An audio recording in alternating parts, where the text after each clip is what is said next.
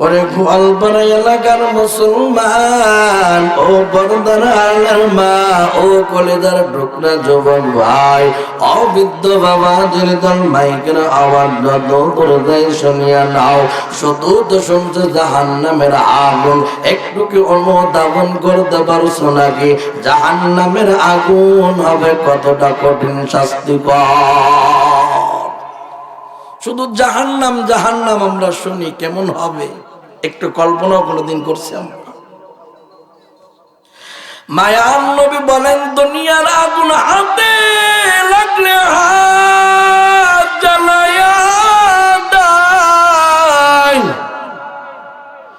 পায়ে যদি দুনিয়ার আগুন লাগে পা জ্বালায়া দেয়, জাহান্নামের আগুন শরীরের যদি কোনো একটা অংশ লাগে, মায়ার নবী বলেন সাথে সাথে ওই বান্দার কলিজা পর্যন্ত গুনাহ হয়ে যায়। অসন্তানের জন্য তুমি আগে জাহান্নামের আগুন থেকে বাঁচার ফিকির করো, তারপরে পরিবার পরিজন তাদের বাঁচানোর ফিকির করো, গ্রামবাসীর জন্য একটু ফিকির করো। কাল কিয়ামতের ময়দানে আল্লাহর সামনে কি নিয়ে দাঁড়াইবা, আল্লাহর কাছে জবাবদিহি করতে হবে। আলেম হয়েছো এলাকার জন্য কি করেছো, আলেম হয়েছো পরিবারের জন্য কি করেছো, আলেম হয়েছো আত্মীয় স্বজনের জন্য কি করেছো। আল্লাহর কসম করে বললাম, হিসাব না দিয়ে সামনে যাইতে পারবা না। দুনিয়ায় যদি কোনো বাড়িতে আগুন লাগিয়া যায়, সবাই আগুন নিবানোর জন্য দৌড়ায়। কারো যদি জেল হয়, জেল থেকে বাঁচানোর জন্য সবাই দৌড়ায়। অথচ জাহান্নামের হ্যান্ডকাপ আমাদের হাতের ভিতরে লাগা কতটুক ফিকির করেছি। আল্লাহ পাকের জন্যই বলেন, ইয়া আইয়ুহাল্লাযীনা আমানু কু আনফুসাকুম ওয়া আহলিকুম নারা, বান্দা আমি আল্লাহর আযাব গজব থেকে বাঁচো, জাহান্নামের আগুন থেকে বান্দা বাঁচো। পরিবার পরিজন তাদেরকেও বাঁচানোর ফিকির করো, নিজের সন্তান ছেলে মেয়ে তাদেরকেও বাঁচানোর ফিকির করো। ওরে বান্দা গ্রামবাসী তাদের হক, ওরে বান্দা তাদেরকেও তোমরা জাহান্নাম থেকে বাঁচানোর ফিকির করো। হিলফুল ফুজুল পরিষদ বাংলাদেশ আজকের এই মাহফিল উদ্দেশ্য একটা, যারা নামাজ না পড়ে তারা যেন নামাজ পড়ে, ঠিক কি না? যারা পর্দা করে না তারা যেন পর্দা করে, জোরে সরে বলেন ঠিক কি না? যারা জাহান্নামের আসামি তারা যেন জাহান্নাম থেকে বেঁচে যায়, জান্নাতের পথে চলে। এই জন্যই যুবকদের আজকের মাহফিল, জোরে সরে বলেন ঠিক কি না? আল্লাহ কুল্লুকুম রাইন ওয়া কুল্লুকুম মাসউলুন আন রাইতিহি। আল্লাহর নবী বলেন, কাল কিয়ামতের ময়দানে প্রত্যেকটা মানুষ জিম্মাদার আমার আল্লাহ, প্রত্যেকটা মানুষের জিম্মাদারির হিসাব পরিপূর্ণ বুঝিয়া নিবে। একচুল পরিমাণ সামনে যাওয়ার সুযোগ নাই। মন চাইলে পিছের দিকে যাই বা পিছের দিকে যাওয়ারও কোনো সুযোগ নাই। আল্লাহ হিসাব বুঝে নিবেন। যে ব্যক্তি একটা পরিবারের দায়িত্বশীল, আল্লাহ তার কাছ থেকে পরিবারের দায়িত্ব বুঝে নেবেন। যেই ব্যক্তি একটা গ্রামের দায়িত্বশীল, আল্লাহ পাক তার কাছ থেকে গ্রামের দায়িত্ব বুঝে নেবেন। যেই ব্যক্তি একটা ওয়ার্ডের দায়িত্বশীল, আল্লাহ তার কাছ থেকে ওয়ার্ডের দায়িত্ব বুঝে নেবেন। যেই ব্যক্তি একজন ইউনিয়নের দায়িত্বশীল, আল্লাহ পাক তার কাছ থেকে ইউনিয়নের দায়িত্ব বুঝে নেবে। যেই ব্যক্তি একটা থানার দায়িত্বশীল, আল্লাহ পাক তার কাছ থেকে থানার দায়িত্ব বুঝে নেবে। যে ব্যক্তি একটা রাষ্ট্রের দায়িত্বশীল, আমার আল্লাহ তার কাছ থেকে একটা রাষ্ট্রের দায়িত্ব বুঝে নেবেন, ঠিক কিনা? আল্লাহ পাকের জন্যই বলেন, বান্দা তুমি আগে নিজে জাহান্নামের আগুন থেকে বাঁচো।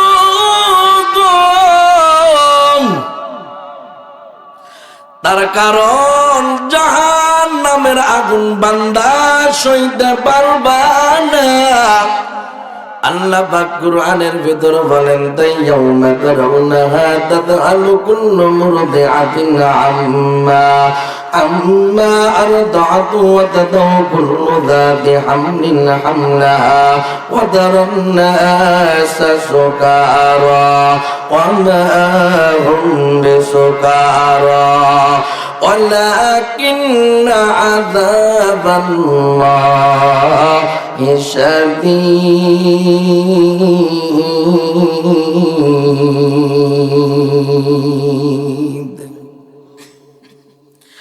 আল্লাহ পাক বলেন জাহান্নামের আগুন হবে এত কঠিন মানুষ তা বুঝে না। জাহান্নামের আগুন এমন ভাবে হাসরের ময়দানে গর্জন দেবে। আল্লাহ পাক সূরাতুল হজের ভিতরে বলতেছেন জাহান্নামের আগুনের গর্জনের সময় প্রত্যেকটা নবীরা 50,000 বছর পর্যন্ত সিজদায় পড়িয়া যাবে। প্রত্যেকটা নবীরা ইয়া নাফসি করতে থাকবে। শুধু আমার আপনার নবী সাইয়্যিদুল মুরসালিন খাতামান নবিয়্যিন রাহমাতুল লিল আলামিন হায়াতুন নবী আমার উম্মতের দরুদ নবী আমার সমস্ত নবীর নবী আমার তিনি একমাত্র মাকামে মাহমুদের সামনে সিজদায় পড়ে কান্না করবেন রব্বি হাবলি ইয়া উম্মতি রব্বি হাবলি ইয়া উম্মতি বলিয়া। এইদিকে জাহান্নামের আওয়াজ আবার মাথার উপরে থাকবে সূর্য তাপের মাথার মতো টকবক করে জমিনের ভিতর পড়বে। ভাতের মারের গুলো মগজ গুলো টকবক করে জমিনের ভিতর পড়তে থাকবে। জমিনটা হবে তামার, কেউ দাঁড়ায় থাকতে পারবে না। প্রত্যেকটা মানুষ নাফসি করবে। মানুষ কেউ কারো কোনো পরিচয় দিবে না। সবাই দৌড়াই যাবে বাবার কাছে, ও বাবা একটা নেকি দাও। বাবা সন্তানের পরিচয় দিবে না, মা ও মেয়ের কোনো পরিচয় দিবে না। প্রত্যেকটা মানুষ নিতে দুনিতে থাকবে।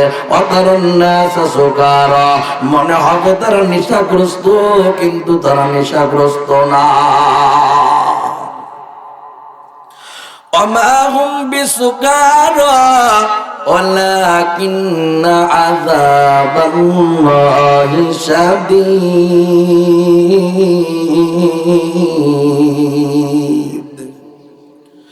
প্রত্যেকটা গর্ভধারী মা গর্ভপাত করে ফেলবে, মায়ে বুঝতে পারবে না। এত কঠিন হবে ওই জাহান্নামের আওয়াজ, জাহান্নামের আগুনের তাপ।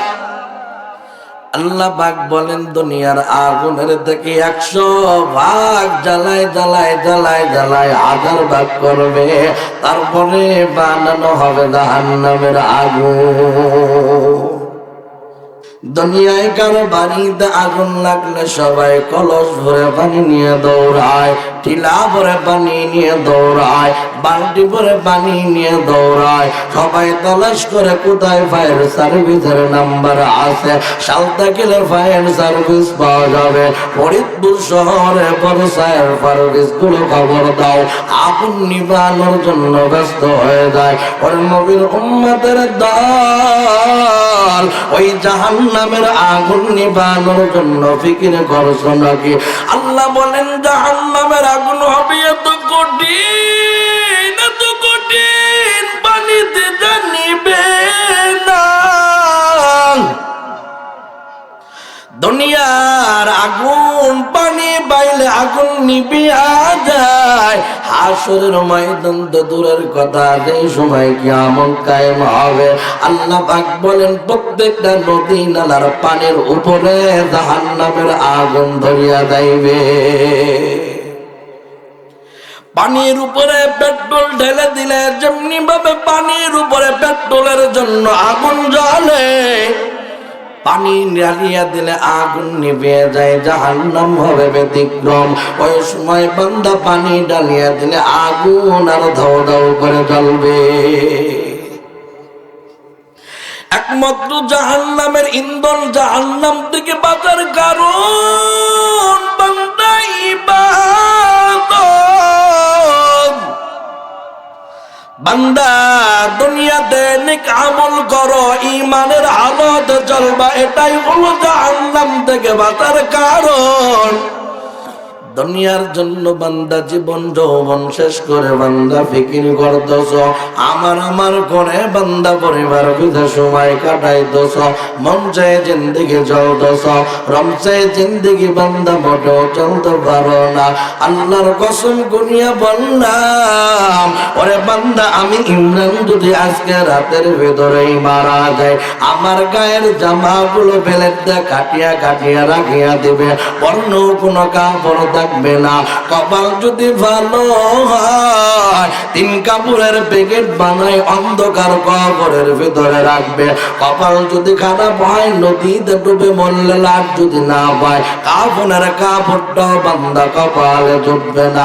এজন্যই মায়ার নবীর রজব মাস আসলে আল্লাহকে বলতেন, আল্লাহ আয়াত বাড়ায়া দাও। রজব মাস এই শাবান মাসে আল্লাহ তুমি মৃত্যু দিও না। সারা 10 মাস পর্যন্ত যত অন্যায় করেছে রে আল্লাহ, গুনাহ করেছে, আপনি রমজানের বরকত নিয়ে জীবনের গুনাহগুলো মাফ করিয়া দাও। এই জন্যই আল্লাহ পাক বলেন, বান্দা তুমি জাহান্নাম থেকে বাঁচার ফিকির করো। জাহান্নামের ময়দানে কেউ কারো পরিচয় দিবে না, সবাই আনাফসি করবে। মাকামে মাহমুদের সামনে নবী সিজদায় পড়ে যাবে। জিবরাইল আমিন আল্লাহকে বলেন, ও আল্লাহ মায়ার নবী কান্না করতেছে, মায়ার নবীর কান্নাটা থামা। আল্লাহ পাক জিবরাইল আমিনকে বলেন, ও জিবরাইল আমার বন্ধুর কান্না তুমি সইবা কেন? আমার বন্ধুর কান্না তো স্বয়ং আমি আল্লাহ নিজেও সইতে পারি না। আল্লাহ পাক ডেকে বলেন, পয়গম্বর হাসরের ময়দানে আপনি এখন আর কাঁদবেন না পয়গম্বর। দুনিয়াতে আমি আল্লাহ আপনাকে কম কাদাই নেই রে পয়গম্বর। আপনার শরীরে মশা মাছি পর্যন্ত করা হারাম ছিল। রাস্তাতে হাঁটবেন, রোদ লাগবে শরীরে, আপনি কষ্ট পাবেন। আপনার মাথার উপরে মেঘের ছায়া পর্যন্ত পড়ছে রে নবী আমার। ওই বেঈমানের দল আপনার শরীর থেকে কত রক্ত ঝরাইল, উহুদের ময়দানে দান দান মোবারক শহীদ করলেন নবী আমার। আমার নবী অসুস্থ হয়ে পাথর মাথায় লাগিয়ে পাহাড়ের উপর শুয়ে পড়তেছে। নবীর শরীর থেকে পাহাড়ের উপর রক্ত মুবারক পড়ে। আল্লাহ পাক ওই পাহাড়ের নাম রাখিয়ে দেন জাবালে নূর পাহাড়। যেই নূর বর্ষল আমার মায়ার নবীর পাহাড়ের নাম হয়ে গেল জাবালে নূর। ওই পাহাড়ের নামটা হয়ে গেছে। আল্লাহ পাক মায়ার নবীকে ডেকে বলেন, ও পয়গম্বর আপনি এখন আর কাঁদবেন না। আপনি কান্না করলে আমি আল্লাহ আপনার কান্না সইতে পারি না। মায়ার নবী আমার আল্লাহকে ডেকে বলেন, আল্লাহ আপনি আমার উম্মতদের বাঁচান, উম্মতদের বাঁচায়া নেন। আমার উম্মত গুলো একেবারেই দুর্বল, আযাব সহ্য করতে পারে না। আল্লাহ পাক মায়ার নবীকে বলবেন, ও পয়গম্বর এই যে আপনাকে হাউজে কাউসারের মালিক বানাই দিলাম, আপনি আপনার আশিক রাসূল উম্মতদের এই মুহূর্তে হাউজে কাউসার পানি পান করায় দাও। নবী আমার হাউজে কাউসার পানি পান করাবার জন্য বলবেন, উম্মত আয়। নবীও আগাইবেন, উম্মতও নবীর দিকে আগাইবেন। আল্লাহ পাক উভয় দুনের মধ্যে একটা আবরণ তৈরি করে দিবেন, ওয়ালের ব্যবস্থা হয়ে যাবে। নবী আমার আল্লাহর কাছে সিজদায় পড়ে ডেকে বলবেন, আল্লাহ আপনি হাউজে কাউসারের মালিক বানাইলেন আমাকে, আমার উম্মতদেরকে কিভাবে আমি দেখব রে আল্লাহ? আমার সামনে তো আপনি দেওয়ালের ব্যবস্থা করছে। আল্লাহ পাক নবীকে বলবেন, ও নবী আপনার সাথে যতগুলো উম্মত গেছে সবাই আশিকে রাসূল না। আপনার সামনে যতগুলো উম্মত আছে এর ভিতর অনেক আশিক ভণ্ড মুনাফিক আছে, ঠিক কিনা? নবী এর ভিতর অনেকেই এমন বলতো ধর্ম দরদার উৎসব সবার, হিন্দুদের পূজায় গিয়ে কপালে তারা তিলক লাগাইতো, মাঝে মাঝে আবার উমরায় গিয়ে তারা হিজাব পরতকে করতে না। আল্লাহ নবী বলবেন, ও আল্লাহ এদেরকে আমি কিভাবে এখন চিনতে পারবো? আল্লাহ পাক বলেন, পয়গম্বর আপনার আশিকে রাসূল যারা সুন্নতের আমল করেছে, আমি এই মুহূর্তে ওয়াদা দিলাম আপনার সুন্নতি আমল যারা করেছে প্রত্যেকটা অঙ্গ প্রত্যঙ্গের ভিতরে নূরের আলো জ্বলবে, আমি আল্লাহ তাদের চেহারাটা নূরের করিয়া দিলাম। ও পয়গম্বর শুনিয়া না, আপনি আপনার ওই উম্মতদের হাউজে কাউসার পানি পান করায় দেন। হাউজে কাউসারের পানি এমন মধুর থেকে অধিক পরিমাণ হবে মিষ্টি, দুধের থেকে অধিক পরিমাণ হবে সাদা। যেই বান্দা জীবনে একবার এই পানি পান করবে আর জীবনে কোনোদিন পানি পিপাসা লাগবে না। আল্লাহ পাকের হুকুম মতন মায়ার নবী আমার উম্মতদের হাউজে কাউসার পানি পান করাবেন। নবী আমার আবার সিজদায় পড়ে কান্না করতেছেন। আল্লাহ পাক ডেকে বলেন, ও পয়গম্বর আপনাকে তো আমি হাউজে কাউসারের মালিক বানাইলাম, আবার কান্না করেন কি জন্য? মায়ার নবী আল্লাহর কাছে ডেকে বলবে, আল্লাহ হাসরের ময়দানের বিচার কার্য শুরু করিয়া দেন। আমার উম্মত গুলো দুর্বল, হাসরের ময়দানে আমার উম্মত দাঁড়াই থাকতে পারছে না। মায়ের নবীর আদেশে আল্লাহ পাক হাসরের ময়দানের ভিতর কার্য শুরু করে দিবেন। কিতাবের ভিতর আসছে জোহর থেকে আসরের নামাজের সময় হওয়ার আগে হাসরের ময়দানের ভিতর কার্য শেষ হয়ে যাবে। যতক্ষণ পর্যন্ত শেষ নবীর উম্মত জান্নাতে যাবে না, ততক্ষণ পর্যন্ত অন্য কোন জামানার নবীর উম্মত আল্লাহর বানানোর জান্নাতের ঘিরানো তারা পাবে না। ওমা আরসালনাকা ইল্লা রাহমাতান লিল আলামিন।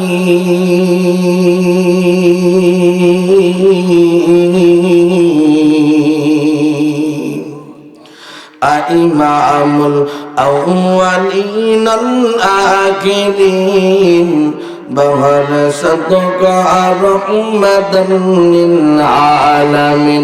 শুধু আজদাস রহমাতান লিল আলামিন। মসজিদে ও শুধু আমারো এ জমিন। তাহলে রজব মাস শাবান মাস আল্লাহর কাছে তওবা করতে পারবো কি পারবো না? জবান করে আওয়াজ দাও। ওরে বান্দা, আজকের এই সময়টাই মনে করতে হবে জীবনের শেষ সময়, শেষ ইবাদত, ঠিক কিনা? কেমন ছিলেন মায়া নবীর জামানার সাহাবায়ে কিরাম, কেমন ছিলেন তাদের আকীদা। নবী আমার একদিন মসজিদে নববীর ভিতরে কথোপকথন করেন। মসজিদের বাইরে থেকে এক মা ডেকে বলতেছে, কলিজার বোন ডেকে বলতেছেন, ও পয়গম্বর, উহুদের ময়দানে গিয়ে আমার বাবা শহীদ হয়ে গেছে নবী আমার। এই দুনিয়ায় আমার মা নাই, এই দুনিয়ার আমার বাবাও নাই, ইন্তেকাল করে অন্ধকার কবরের ভিতরে চলে গেছে। ও নবী আমার বড় কোনো ভাই নাই, গার্জিয়ান আপনাকেই মনে করে আপনার দরবারে আমি আসছি, আজকে থেকেই আপনি আমার গার্জিয়ান। ও নবী আমার বিয়ের পর্যাপ্ত পরিমাণ বয়স হয়েছে নবী আমার, আপনি একজন সুদর্শন যুবকের সঙ্গে আমাকে বিবাহ করায়া দাও। অনবী যুবক পছন্দ করবেন, তবে শুনিয়া নেন যে যুবকের ভিতর তিনটা গুণ থাকিবে। কয়টা গুণ থাকতে হবে? জবান খুলে আওয়াজ দেন। মায়ার নবীর দিল নরম হয়ে গেল যেই সময় বলেন, আমার মা নাই, আমার বাবা নাই। বড় কোনো ভাই যদি থাকতো তার কাছে আপনার পূরণের কথাই আমি বলতাম, ও নবী এই দুনিয়ায় আমার আপন বলতে কেউ নাই, আপনার কাছে বড় আশা নিয়ে আইছে। তিন গুণওয়ালা যুবক আপনি বাছাই করেন, আমি ওই তিন গুণওয়ালা যুবককে বিবাহ করব, নচেত আমি কোনোদিন বিবাহ করব না। নবী আমার বলতেছেন, কলিজার বোন বলো কোন তিনটা গুণ থাকতে হবে?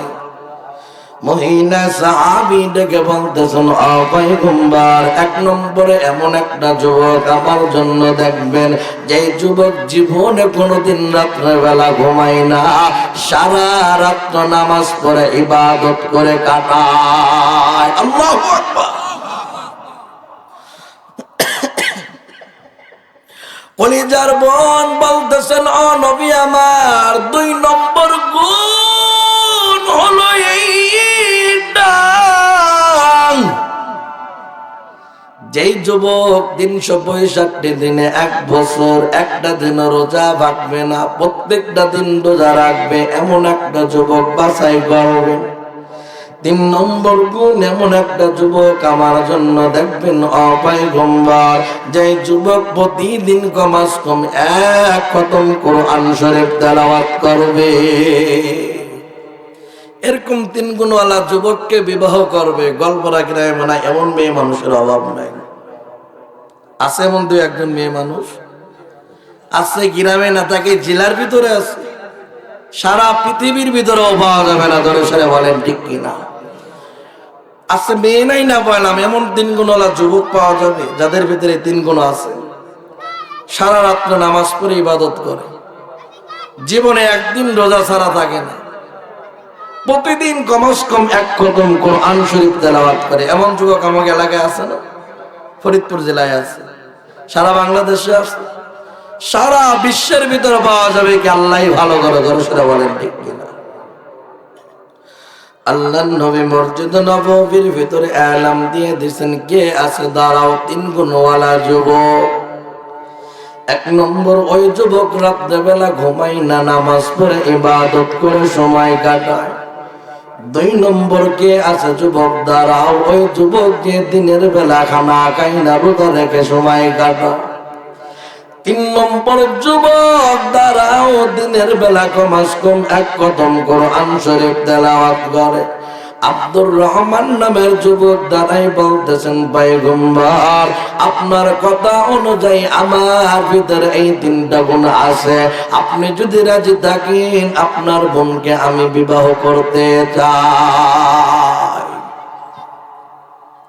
আজকে আমাদের দেশে এমন কোন ছেলেও নাই এমন 3 গুণওয়ালা মেয়েকে বিয়ে করতে যাবো, কোন মেয়েও নাই এমন 3 গুণওয়ালা ছেলেকে বিবাহ করতে যাবো, ঠিক কিনা বলে? আমরা আজকাল পছন্দ করি কি, যেই যুবক দাঁড়াইলে অটোমেটিক প্যান্ট খুলে পড়ে যায়। এমন যুবক সমাজে নাই, যেই যুবক দাঁড়াইছে প্যান্ট খুলে পড়ে যায়, তার মানে তার মাজা পাশা বলতে কিছু নাই, ঠিক কিনা বলো? প্যান্টের আগে পিছে লেখা থাকে ডিজে প্যান্ট, গিরের উপরে মনে হয় কুত্তাই খাবলা দেবেন ছিঁড়ে ফেলাইছে, ধরো সেটা বলেন ঠিক কিনা?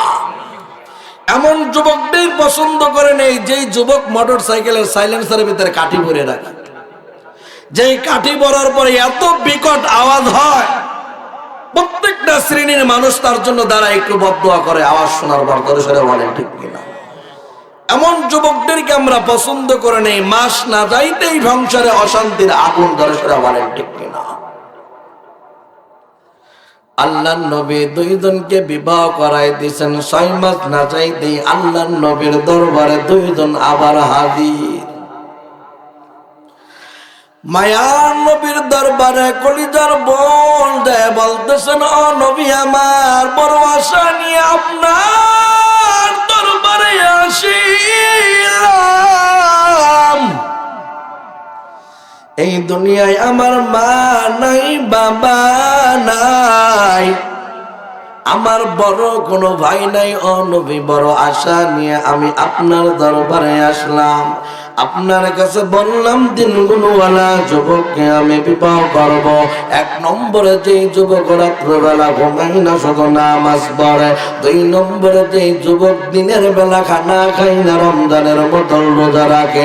3 নম্বরে ওই যুবককে বিবাহ করব যেই যুবক প্রতিদিন কমাস কম 1 কদম কোরআন শরীফ তেলাওয়াত করবে।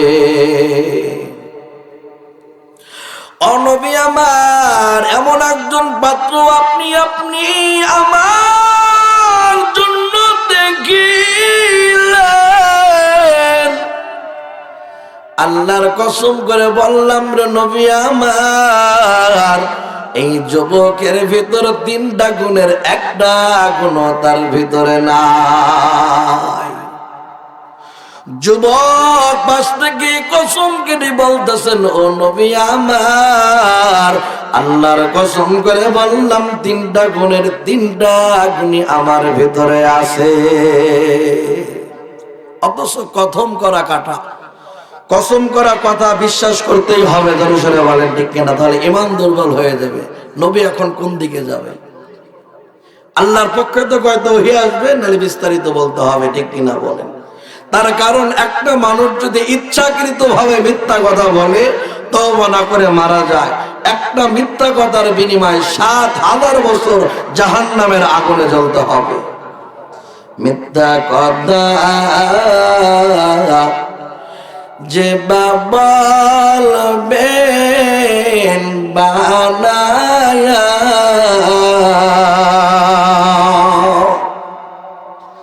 মিথ্যা কথা যে বলবেন বানায়া,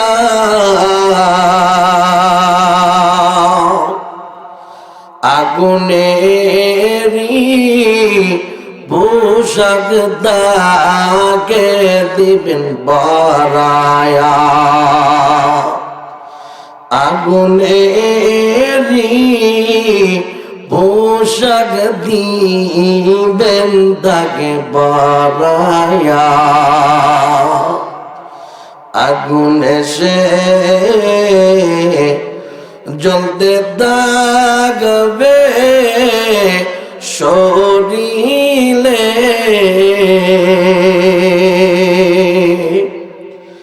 আগুনে সে জ্বলতে থাকবে শরীরে,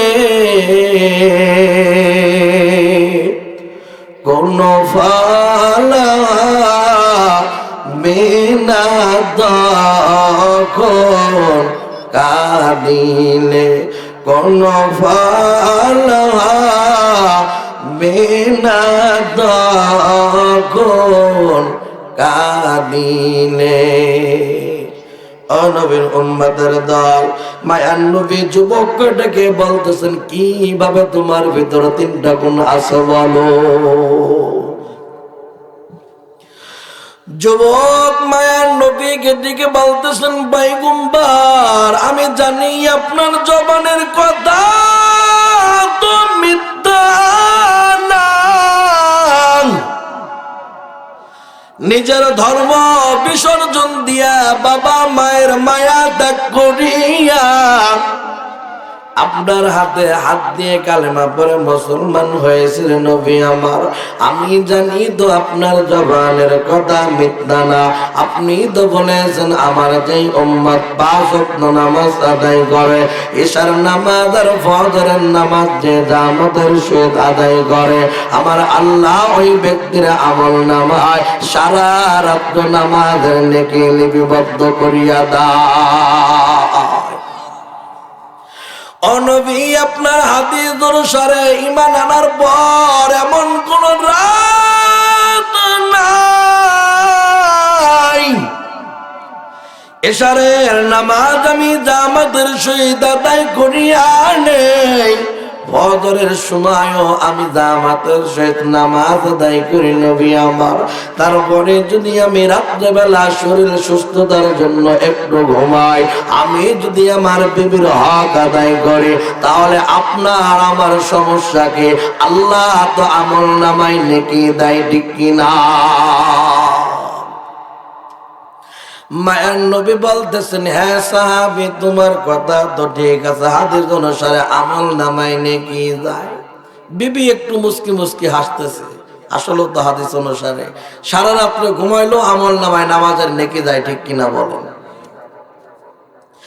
আল্লাহর নবী সাহাবীকে আবার বলতেছেন, ও সাহাবী, তুমি কি রোজা রাখো নাকি?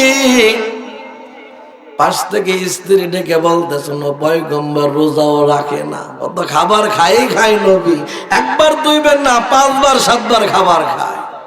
তার কারণ যারা একটু কৃষি কাজ করে, কামলা দেয়, মাটি কাটার কাজ করে, চাহিদা তাদের একটু বেশি থাকে খানা, ঠিক কিনা বলেন? বিবি পাশ থেকে বলেন, ও নবী আমার, ও তো রোজা রাখে না, 1 বার 2 বার 3 বার খাবার খাই তো খায়, আমি তো জানি 5 থেকে 6 বার খাবার খায়। সাহাবী ডেকে বলেন, পয়গম্বর, আপনার জবানের কথা তো মিথ্যা হতে পারে না রে নবী আমার। আপনি তো বলেছেন আমার কোন উম্মত রমজান মাসের রোজা রাখিবে, তারপরে যদি শাওয়াল মাস পায়, শাওয়াল মাসে 1 মাসের ভিতরে মাত্র 6টা রোজা রাখবে। কয়টা রোজা? আর একটু জোরে বলেন, মাত্র কয়টা রোজা? 1 মাসের ভিতরে বান্দা যদি পারে একসাথে 6টা রোজা রাখবে, না পারলে 2-1 দিন পর পর রাখবে, যেভাবে মন চায় ওইভাবে রাখবে। শর্ত হলো শাওয়াল মাসের ভিতরে মাত্র 6টা রোজা রাখবে। কোন ব্যক্তি যদি আল্লাহর মহব্বতে শাওয়াল মাসে মাত্র 6টা রোজা রাখে, আমার আল্লাহ ওই ব্যক্তির আমল নামায় অগ্রিম 1 বছরে 365 দিনের রোজার নেকি লিপিবদ্ধ করিয়া দেয়।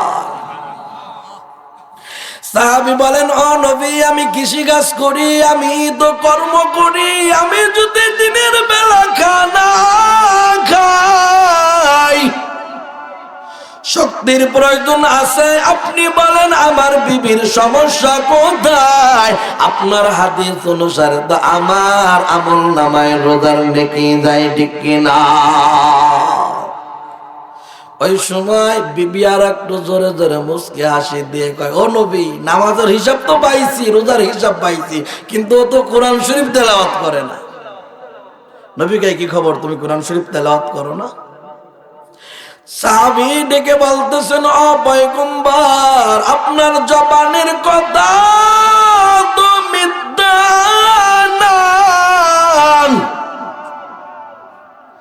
আপনি তো বলেছেন আমার কোন উম্মত যদি জবান দিয়ে 1 বার সূরাতুল ফাতিহা তেলাওয়াত করে, সূরাতুল ইখলাস যদি কোনো বান্দা 3 বার তেলাওয়াত করে, আমার আল্লাহ পাক ওই ব্যক্তির আমল নামায় 1 খতম কোরআন শরীফের নেকি লিখিয়া দেয়। ও নবী, আপনি তো বলেছেন আমার কোন উম্মত সূরাতুল ইয়াসিন যদি 1 বার তেলাওয়াত করে, আল্লাহ পাক তার আমল নামায় 1 খতম আর 2 খতম নয় 10 খতম কোরআন শরীফের নেকি লিপিবদ্ধ করিয়া দেয়। ও নবী, আপনি শুনিয়া না, নেন। আমি দিনের বেলা 5 ওয়াক্ত নামাজ পড়ি, 5 বার সূরাতুল ইয়াসিন তেলাওয়াত করি। আপনার হাদিস অনুসারে আমার আমল নামায় 50 বার কুরআন খতমের নেকি যায়। রাত্রে বেলা আমি যেই সময় বিছনার ভিতরে যাই, ও নবী আপনি শুনিয়া নেন, আপনি তো বলেছেন বিছনার ভিতরে মাথাটা লাগায়া ও বান্দা তওবা ইস্তিগফার করো। দুনিয়ার কোন মানুষ তোমার সঙ্গে খারাপ আচরণ করলে তাকে মাফ করিয়া দাও। মানুষকে মাফ করা বান্দা নবীওয়ালা খাসালাত। মানুষকে যদি মাফ করিয়া দাও, ওই ব্যক্তির সমস্ত গুনাহ আমার আল্লাহ মাফ করিয়া দেয়। ও নবী আমি বিছনার ভিতরে যায়া সূরাতুল ফাতিহা তেলাওয়াত করি, ইখলাস 3 বার তেলাওয়াত করিয়া নেই। আপনার হাদিস অনুসারে আমার আমল নামায় 51 বার কুরআন খতমের নেকি যায়, ঠিক কিনা? ও নবী আমার বিবি যেই 3টা গুণের কথা বলছে, আপনার হাদিস অনুসারে 3টা গুণ তো আমার ভিতরে আছে। ও নবী তাহলে আপনি বলেন আমার সমস্যা কোথায়, আমার বিবির সমস্যা কোথায়? আপনার জবানের কথা তো মিথ্যা হতে পারে না রে নবী আমার ভিতরে এই 3টা গুণ বিদ্যমান আছে। ওরে গোয়ালপাড়া এলাকার মুসলমান, ও পর্দার আড়ালের মা, ও কলিজার টুকরা যুবক ভাই, অবিদ্য বাবাজির দল, কলিজার টুকরা ভাই, তোমার পা দুলটা আগায় দাও, তোমার পায়ে ধরতে রাজি আছে।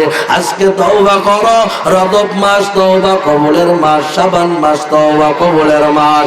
আল্লাহ তোমার তওবা কবুল করবে, আর জীবনে না ভারমানি কাজ করবা না।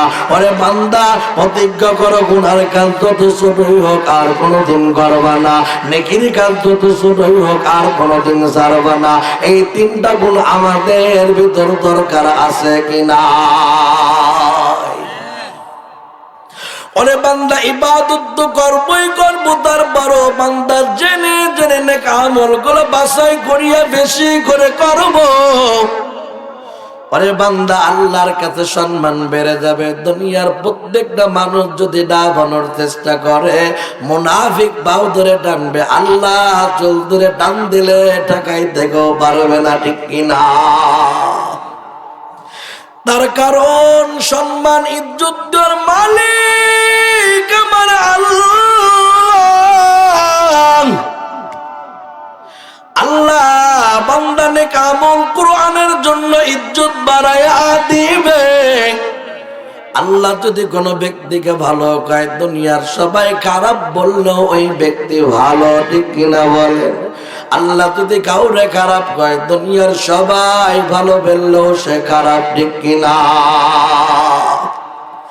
এজন্য বান্দা জাহান্নামের আগুন থেকে বাঁচার তো ফিকির করবই করব। ও বান্দা তারপর বান্দা এমন ভাবে ইবাদত করব আল্লাহর কাছে যেন হিসাবটা দিতে পারে। ওরে বান্দা নেক আমল যেন বৃদ্ধি হয়। ওরে বান্দা গুনার কাজ আর কোনোদিন করব না। প্রতিজ্ঞা করো নামাজ কোনোদিন কাজা করব না। বড়দের সঙ্গে কোনোদিন খারাপ ব্যবহার করব না। মাসলুমের দোয়া আল্লাহ কবুল করিয়া না। ওরে বান্দা কাউকে কষ্ট দিছে, জবান দিয়ে যদি একটু বাদ দোয়া দেয়, চোখের পানি সারিয়া দেয়, আল্লাহর আরশ পর্যন্ত বান্দা কাঁপতে থাকবে। জীবনে কোনোদিন ভালো কিছু করতে পারবা না।